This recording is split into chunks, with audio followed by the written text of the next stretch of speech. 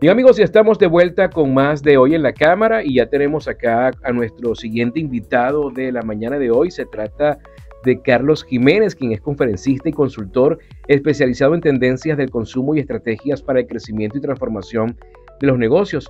Y tenemos la oportunidad de compartir un breve momento de su agenda en Maracaibo para conversar sobre un tema específico, un artículo que recientemente colgó en su website, carlosjimenez.net, en donde explica el cómo hacer de las diferentes generaciones en tu empresa una ventaja competitiva. Bienvenido, Carlos, a Hoy en la Cámara. Hola, ¿qué tal? No, un gusto estar por acá. Muchas gracias por la oportunidad. Mira, un artículo muy interesante, yo ya tuve oportunidad de leerlo, corto pero con mucha sustancia, y se aborda un tema que es muy interesante, ¿no? Porque muchas veces se habla de un estilo gerencial, pero si ese estilo gerencial, ese estilo de liderazgo no está orientado hacia las diferentes generaciones, se vuelve cuesta arriba el proceso de liderazgo dentro de una empresa. Sí, cómo no. Nosotros estamos hoy día en un mercado o en un mundo, porque como yo comento, esto trasciende al mercado, sino que va a la organización, va incluso a la familia. Exactamente. Estamos coexistiendo 5 generaciones de personas. Quizás en la organización son más bien 4 porque todavía los niños no trabajan.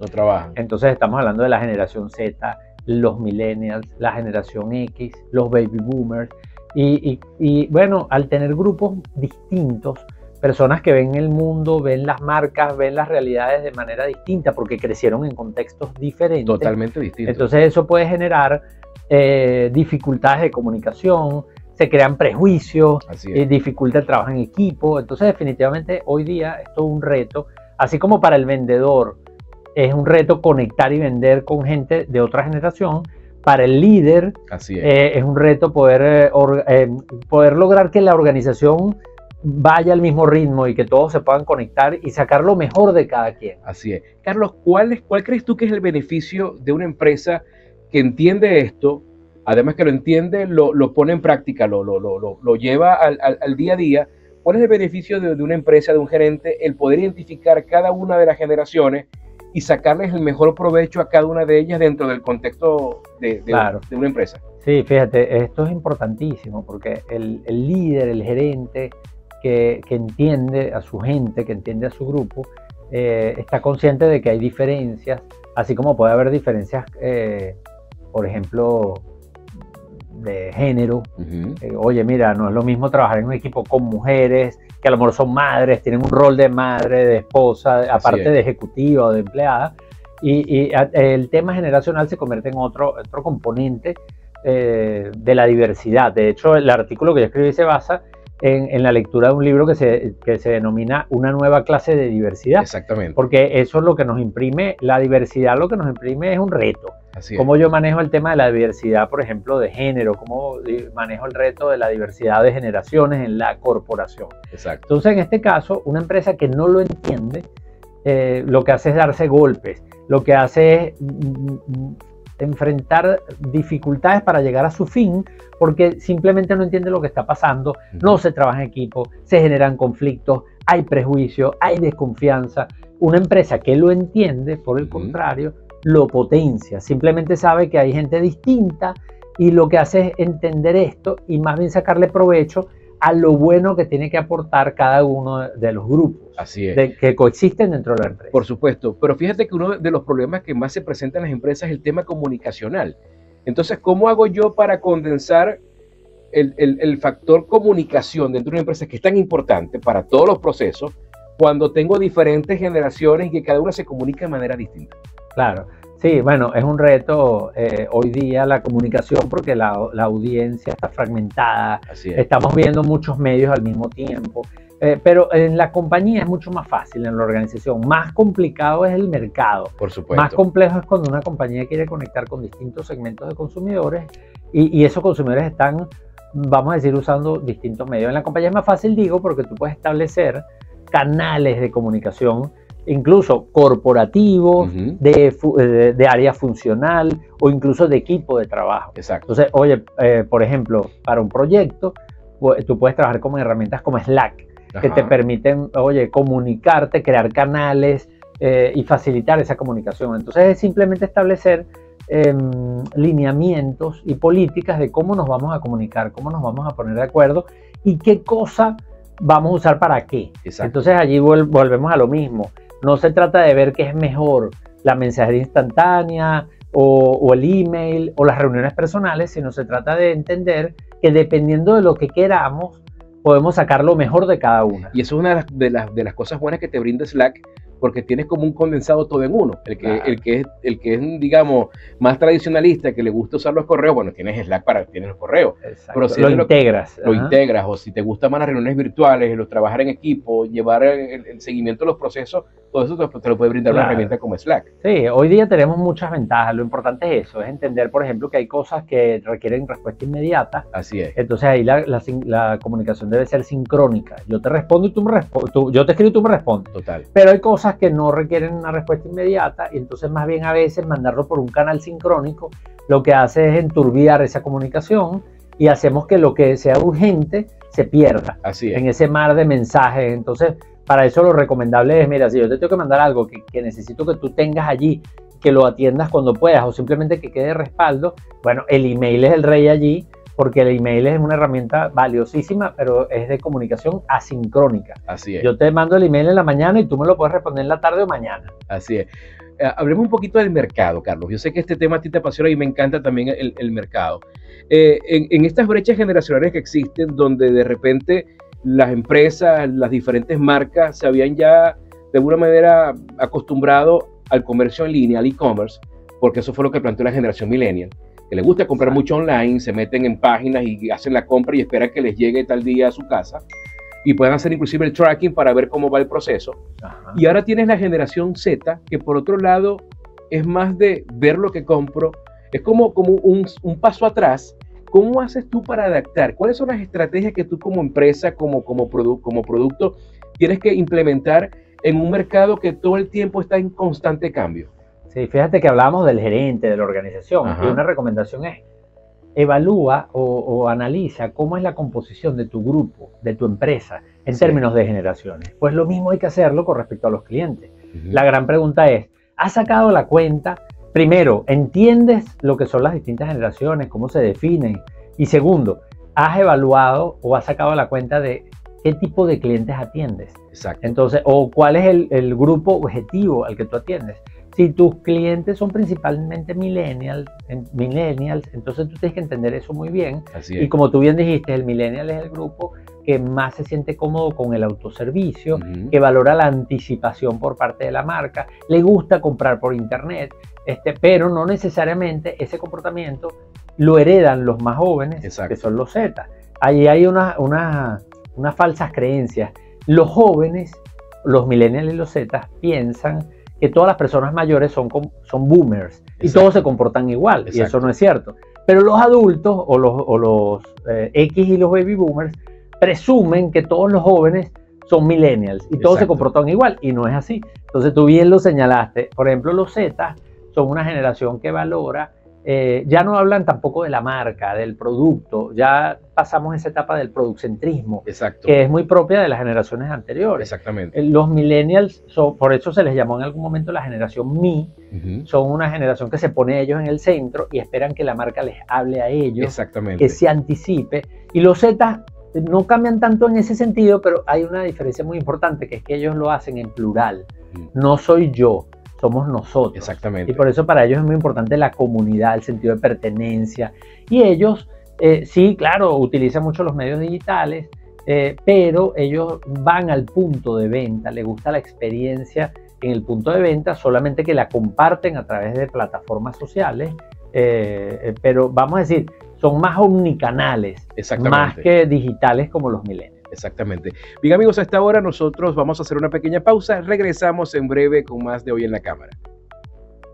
Estamos conversando con Carlos Jiménez a propósito de un artículo que escribió recientemente sobre la importancia de entender las diferentes brechas generacionales que se pueden presentar en el seno de una empresa, de una corporación, pero también en el mercado. El mercado hay que entenderlo, porque si no el mercado te pasa factura, Carlos. Sí, exactamente. Ahora, ¿cómo haces tanto en el seno de una empresa o como producto dentro de un mercado para poder trabajar y que todos se sientan involucrados? Porque eso es otro tema. ¿Cómo llevo yo un mensaje donde todos se sientan identificados y sobre todo que ninguno se sienta excluido.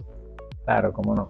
Bueno, yo creo que aquí es muy importante hacerle entender a la organización de que el mayor éxito viene del trabajo en equipo.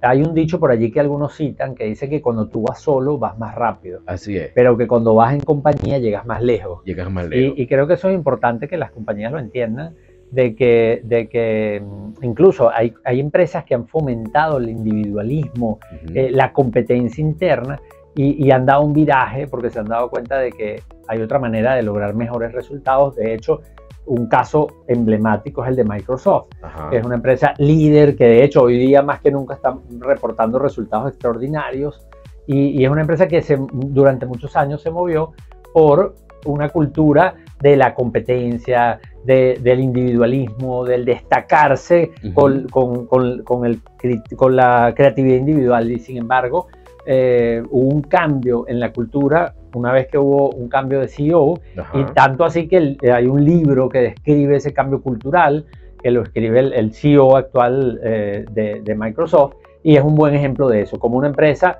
tuvo que cambiar su cultura para competir, cómo cambió la cultura hacia una cultura de la colaboración, del trabajo de equipo, y cómo eso ha repercutido en los resultados que hoy día la colocan como una de las compañías con más valor en el mundo.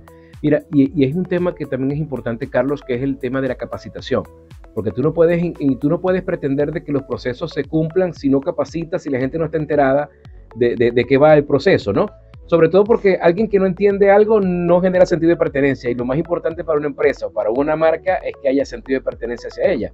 ¿Cómo capacitas tú, cómo formas a las nuevas generaciones y a las generaciones que ya tienen tiempo en este transitar, de que existe esta nueva cultura y que tiene que implementarse? Claro, cómo no. Bueno, la ventaja que tenemos es que con los más jóvenes es más sencillo, porque los más jóvenes vienen con una amplitud de criterio, con mucho interés en la inclusión, y las diferencias generacionales forman parte de esa inclusión, como decíamos hace unos minutos. Hoy día además la tendencia en el mercado es a que las compañías y la gente, los profesionales, tienen que mantenerse aprendiendo constantemente. De hecho, hay que desaprender cosas que ya no nos sirven. Y reaprender cosas que se hacen distintas y aprender cosas nuevas. Yo hablo... Aplicar el principio de la plasticidad, de la neuroplasticidad. Exactamente. Y fíjate que yo hablo de que para competir en el mercado actual es conveniente desarrollar 5 habilidades. Y las voy a mencionar rápidamente. La primera es la inteligencia contextual, porque para poder competir hoy día necesitas entender lo que está pasando. Exacto. Y Venezuela, bueno, no es la excepción, por el contrario, es un país que requiere comprensión. Segunda habilidad, después de la comprensión del contexto o de la inteligencia contextual, es básicamente el pensamiento estratégico. Exacto. Ser capaz de diseñar estrategias, empezar por una visión, que eso aplica a una persona, no solamente a la empresa. Oye, ¿cuál es tu visión? ¿A dónde te ves en 5, en 10 años? La tercera habilidad, definitivamente la agilidad, porque como hay tanta volatilidad y cambio, tienes que estar abierto al cambio. No anclarte a los planes, sino que crear planes, ser flexible. Pero ser flexible. La cuarta, imprescindible en el mundo actual, es la madurez digital. Y fíjate que no hablo de transformación digital porque no es algo que tú aprendes y estás listo. Exacto. Es algo que tienes que ir evolucionando, tienes que algo que tenemos en termina. Cuenta, siempre está en eterno modo beta. Exacto, no hay un lugar a donde llegar, sino que tú tienes que irte actualizando. Y la última, que es muy importante y que nunca debemos olvidar, que es la persona. Y por eso hablo del bienestar. Porque al final la organización, hay una frase que me gusta mucho de un autor que se llama Don Tapscott, que ha escrito unos libros fabulosos, Wikinomics, La Revolución Blockchain, y él dice que los negocios no pueden prosperar en una sociedad que está fallando, en una sociedad enferma. Total. Entonces por eso también una habilidad que tenemos que desarrollar en las organizaciones y a lo individual es nuestro bienestar. Así es. Ahora, entrando en esa materia del ser, que es muy importante, ¿cómo poder de alguna manera desarrollar todo lo que tiene que ver con los valores, con los principios, con ese acuerdo social dentro de esa brecha generacional donde de repente entendemos que los valores y los principios que teníamos nosotros en nuestra generación y la que tuvieron nuestros padres y nuestros abuelos, quizás hoy en día no son los mismos? Varían hasta desde el punto de vista de la comunicación, porque tú muy bien lo planteaste en tu artículo. Nosotros que somos generación X, nos enseñaron nuestros padres que había que saludar y al señor se le llamaba señor. Eras incapaz de tutear al amigo de tu papá, sino que era señor fulano de tal. Hoy en día esa comunicación, ya los chamos no utilizan tanto los adjetivos, los tópicos señor, señora, es otra cosa, pero todo forma parte de una escala de valores y de principios. ¿Cómo hacer para engranar dentro de esas diferencias generacionales el tema de los valores, tanto en las empresas como también en el mercado?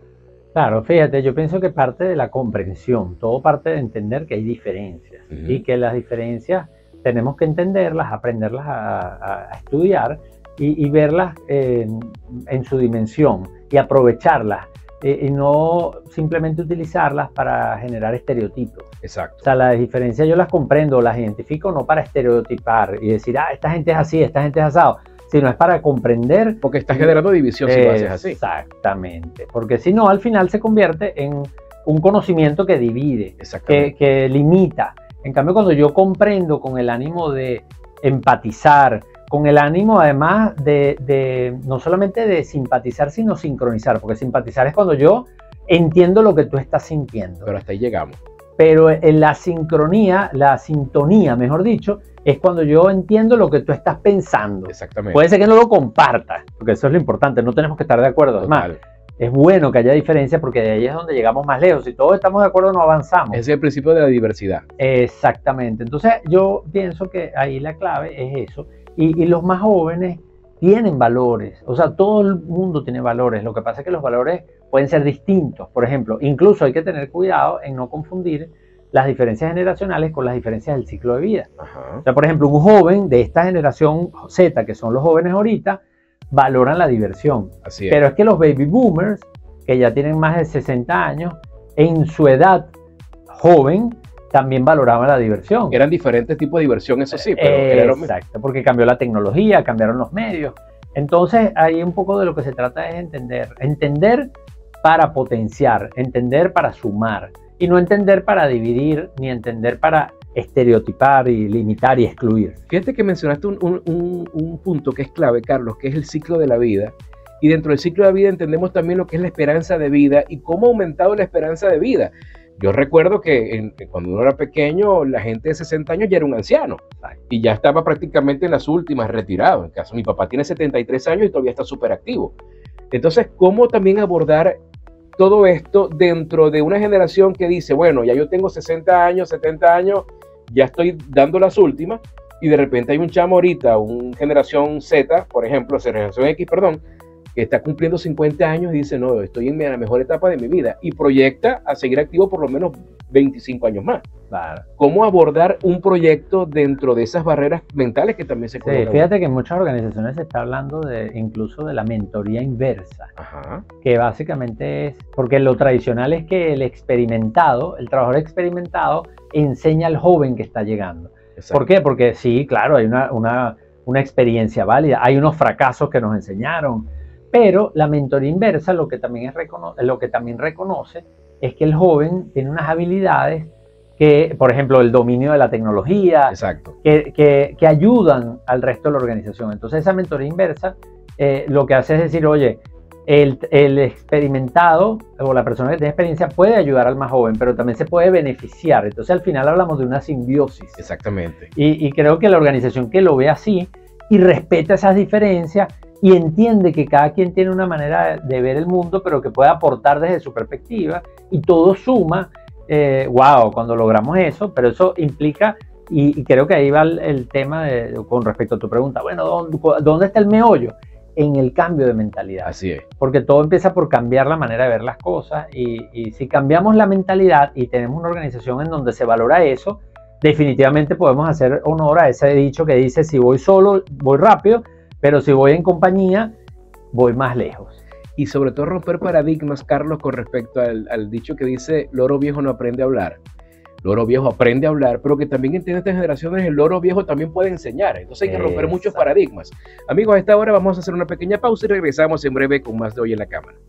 Bien, amigos, estamos de vuelta con más de Hoy en la Cámara. Estamos conversando con Carlos Jiménez acerca de temas muy interesantes, las diferencias generacionales que tienen que estar integradas no solamente en el seno de las corporaciones, sino también para poder entender el mercado. Dentro de todo el contexto, Carlos, ¿cuál tiene que ser, digamos, la característica principal de un líder para poder asumir todos estos retos y poder engranar mejor estas maquinarias. Sí, cómo no. Bueno, fíjate que cuando yo hablaba de las habilidades que se necesitan en la organización de hoy, muchas de ellas nos dan pistas acerca de cómo es el líder. ¿Cómo debe ser un líder? Bueno, un líder primero tiene que establecer una visión. Exacto. Porque el líder inspira. Fíjate que el líder no es coercitivo, el líder inspira. Y entonces el líder, cuando establece una visión y articula el resto alrededor de esa visión, oye, tienen mejores posibilidades de lograr el éxito. Entonces un líder inspira, define una visión. Algo definitivamente importante es que el líder también tiene que tener una visión, un pensamiento estratégico. No solamente establecer la meta o la visión a dónde queremos llegar, que sea inspiradora, que sea retadora, sino también ayudar a conseguir el camino o el mejor camino para llegar allá. No de manera autoritaria tampoco, sino incluso llamando a la organización a que sume, exacto, a que aporte, porque las estrategias, por ejemplo, en una compañía pueden ser estrategias corporativas, pero también necesitamos de estrategias funcionales, total, estrategias a nivel de unidad. Entonces, al final, el proceso de planificación en una compañía involucra distintas instancias. Así que ese líder tiene que establecer la visión, pero tiene que tener un pensamiento estratégico que tiene que ver con el cómo. Claro. Tiene que estar abierto a conseguir nuevas formas de lograr los objetivos, y por eso que la madurez digital, porque más allá de lo digital, hay personas que asocian madurez digital solamente con implementar tecnología. Exacto. Y la agilidad incluso, que viene del movimiento Agile, que también involucra mucho esa forma de ver las cosas o de trabajar que vienen de la industria del software. Ajá. Es básicamente, oye, vamos a iterar, vamos a tener un producto mínimo viable, vamos a estar abiertos a mejorar, a que el producto, como tú dijiste hace unos minutos, siempre estamos en beta. En cambio, la visión del líder tradicional del pasado es: mi producto es el de mejor calidad. Exactamente. El líder del futuro, del presente, es un líder que dice: este producto podemos mejorarlo, es un producto mínimo viable. Y buscamos siempre la competitividad más que la calidad. Exactamente, porque es algo que está ongoing, como dicen en inglés. Estamos, como dirían los periodistas, ¿no?, en pleno acontecimiento, estamos en ejecución, no es algo a lo que vamos a llegar como una meta, sino que hay que estar todo el tiempo adaptándonos, cambiando. Fíjate que tú mencionaste hace ratico a Microsoft, y te quiero traer otro ejemplo a la mesa en el tema de Apple, por ejemplo. Apple comenzó, si uno ve la película y lee la historia de Apple, comenzó siendo una startup. Y ahorita las startups son los modelos de negocios que están más proliferando en el mundo y quizás fueron los más beneficiados del tema pandemia, porque gente que tenía diferentes conocimientos y habilidades se pusieron todos a trabajar en función de algo. ¿Y cuántas startups no surgieron en pandemia? Es decir, que los tiempos van cambiando, pero hablar de startup ahorita no es un fenómeno nuevo, se generó en los años 70. Claro, sí, definitivamente. Bueno, todas las empresas empiezan pequeñas, y por eso es que siempre digo que parte del éxito también depende mucho de tu mentalidad. Si tú no te la crees, si tú no tienes una visión, si no te lo imaginas, no va a pasar. Entonces lo primero que tienes que hacer es imaginártelo, creértelo, con sentido, obviamente, y con criterio, pero todo empieza en la mente. Claro. Todas las cosas, las grandes cosas de la humanidad empiezan en la mente. Y los empresarios, bueno, tienen todo el mérito del mundo, porque la mayoría de los empresarios, a los que llamamos empresarios de verdad, exacto, no los de maletín, sino la gente que tiene un negocio, que genera empleo, que crea valor, al final todos son creadores. Son personas que tienen primero una idea, y de allí, bueno, se desarrolla toda una dinámica para lograr ese sueño o esa idea que originalmente estuvo en la mente de alguien. Así es. Carlos, hemos hablado de los beneficios, hemos hablado de las características de liderazgo que tienen que tener las que están al frente de estos cambios, pero también es bueno hablar de los desafíos. ¿Cuáles son los principales desafíos que tú consideras que se presentan en el seno de las organizaciones, internamente, pero también fuera, en ese mercado que está cada vez más competitivo? Claro, cómo no. Fíjate, yo diría que hay como dos niveles de desafíos. Están los desafíos globales, que impactan también en Venezuela, y los desafíos locales. De los desafíos globales, a mí me gusta mucho el enfoque que hace Kotler en su libro de Marketing 5.0, aunque ya sacó el 6.0 y lo vamos a leer pronto y lo vamos a comentar, pero el 6.0, por lo que entendí, lo que hace es meter el tema del metaverso y de la inmersión. Pero él habla de tres brechas, de tres brechas que impactan a los negocios. y son precisamente la brecha generacional, que ya la hablamos, es un reto. Exacto. Oye, mira, ¿cómo haces tú para conectarte con unos clientes que no te conocen? Exactamente. Que no te reconocen, no los entiendes, tú no los entiendes a ellos tampoco. Entonces, eso es un gran reto. Segundo reto, la brecha tecnológica, el reto de la disrupción tecnológica, que tú tienes una manera de hacer las cosas de toda la vida y resulta que ahora hay maneras distintas o la tecnología puede ser disruptiva en tu industria a tal punto de eliminarte. Exactamente. Entonces, ese es otro reto. Globales los dos, porque son cosas que pasan en todo el mundo. Mira, y tienes dos ejemplos claritos de eso, Blockbuster y Netflix. Exacto. Ahí hay dos ejemplos claros de lo que puede pasar si no te adaptas a los cambios. Exacto, me gusta eso porque a veces vemos el ejemplo siempre de la disrupción tecnológica como el que murió, pero hay que ver también que con la disrupción tecnológica hay un ganador. Exactamente. ¿Quién ganó? Y eso es la otra brecha, es la brecha de ingresos. Ese es otro reto, porque tenemos una base piramidal que tiene la mayoría de gente con menores ingresos y hay un grupo que más bien se ha enriquecido más que está arriba. Eso es a nivel global. Exacto. Pasa en Venezuela, como dice TNT, pasa en las películas, pasa en la vida real. Así es. Pasa en el mundo y pasa en Venezuela. ¿Y por qué eso es un reto?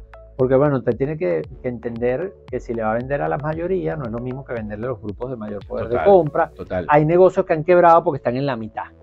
Se quedaron sin clientes porque unos clientes se enriquecieron y otros se empobrecieron. Exactamente. Y eso es lo que llaman el apocalipsis del retail en los Estados Unidos, en parte se explica por esa ruptura. Exacto, y si tú no tienes como líder, como gerente, un control de los riesgos, controlar los riesgos es importantísimo en el seno de cualquier organización. Entonces esos son retos globales que Venezuela no está de espalda al mundo.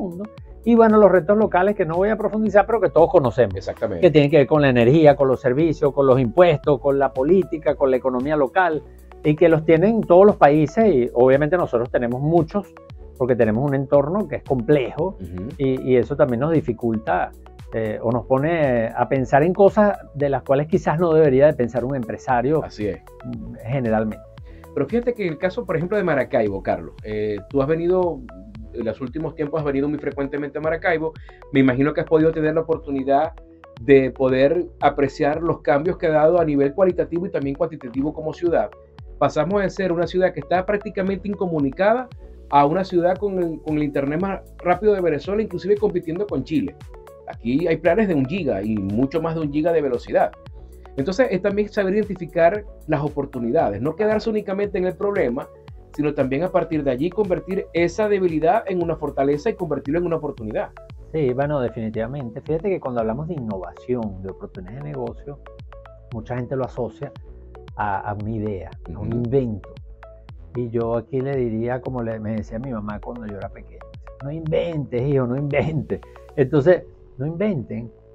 No hay que inventar la rueda para tener éxito, hay que mejorarla. Exactamente. Entonces hay tantos problemas que resolver que simplemente con elegir un problema, lo que dicen los gringos o dicen en inglés el pain.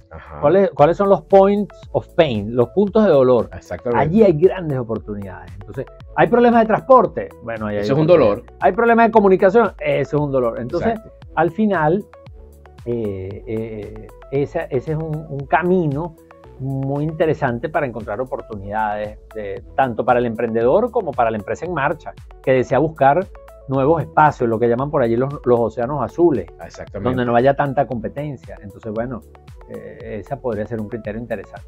Carlos, me gustaría, para ir cerrando la entrevista, que dieras un mensaje para las personas que están escuchándonos y hoy en la cámara, para ese maracucho que nosotros tenemos aquí hablando un poco de la innovación. Aquí dicen que le sacamos punto a una bola de billar.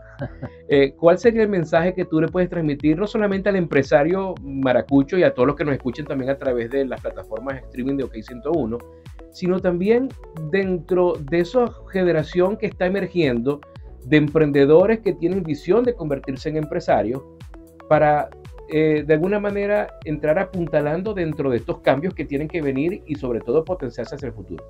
Sí, bueno, yo creo que un mensaje que siempre me gusta compartir es que todos sabemos que estamos en un contexto complejo, vamos a decir, por no decir hostil. Exacto. Y siempre el mensaje que doy es que al final nosotros no tenemos por qué determinarnos por eso. Nos influye, sí. Claro. Nos afecta, sí. Nos gusta, no. Pero como dice una canción por allí, eso es lo que hay. Así es. Y no depende de nosotros. Entonces nosotros, ¿qué depende de nosotros? Esa es la gran pregunta que nos tenemos que hacer. Está bien, analicemos, leamos, entendamos lo que está pasando, pero luego que pasemos una raya y de allí para abajo notemos, ok, eso es lo que hay, como dice la canción. Ahora, ¿qué es lo que depende de mí? ¿Qué es lo que yo puedo hacer? Y simplemente recordar de que hay mercados que están en crecimiento, que son bollantes, y hay empresas que van a la quiebra. Total. Y hay mercados que están en crisis, que tienen todos los problemas del mundo. Ejemplo, nosotros, donde hay gente que también ha florecido de manera legítima, porque hay personas que asocian que el éxito aquí depende de ciertas cosas que de repente no son las ideales, ¿no? Aquí hay gente que de buena fe está haciendo las cosas, que ha logrado mejores resultados que otros, que pudieran estar mejor, a lo mejor sí. Pero definitivamente tener cuidado con el determinismo. Y simplemente decir, bueno, tengo que entender lo que hay, pero eso es lo que hay. Exacto. Y trazar la raya y trabajar en lo que yo puedo hacer en el día a día. Exactamente. ¿Qué puedo hacer yo con mis colaboradores, con mi gente, con mis clientes? ¿Cómo mejoro la experiencia? ¿Cómo ayudo a resolver problemas? Etcétera, etcétera. ¿Cómo fidelizo inclusive? Exactamente. Carlos, me gustaría que compartieras con los que nos están escuchando tus redes sociales, tu página, para que la gente pueda tener acceso también a esos artículos que tú escribes. Sí, cómo no. Bueno, lo más fácil es el sitio web, porque ahí está todo. Exacto. Ahí entras al sitio web Carlos Jiménez, mi Jiménez es con J y Z.net.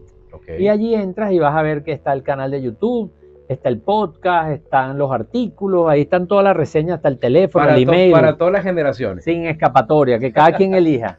Muy bien, Carlos, muchísimas gracias por darnos este espacio de tu tiempo, de esta visita que hiciste a Maracaibo. Esperemos que se pueda repetir en otro momento para seguir conversando de este maravilloso mundo, de entender los mercados, pero también dentro de las coyunturas que cada país y cada generación tiene que vivir. Eso es importantísimo. Así es. Bueno, muchas gracias, Carlos. Gracias a ti. Nosotros hasta ahora hacemos una pausa, amigos, y regresamos con más de Hoy en la Cámara.